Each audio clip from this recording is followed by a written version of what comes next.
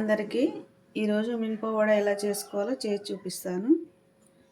మినప్పిండి mixie పట్టుకొని దాంట్లో soda ఉప్పు వేసుకొని దీంతో ఈజీగా మినప వడ చేసుకోవచ్చు.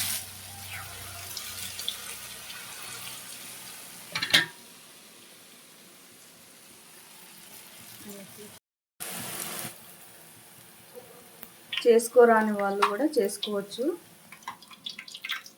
దీంతో ఇది ప్లాస్టిక్ది, దీంట్లో స్టీల్ కూడా దొరుకుతుంది. ఈజీగా ఇట్లా వచ్చేస్తాయి.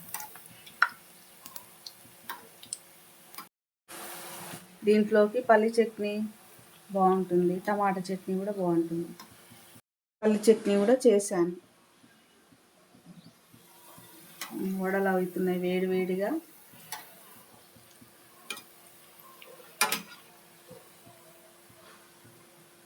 మా ఊబ రెడీగా కూర్చుంది వడల కోసం సెల్ఫ్లా. కానీ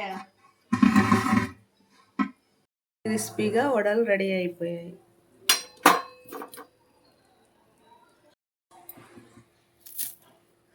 కాలుతున్నాయండి.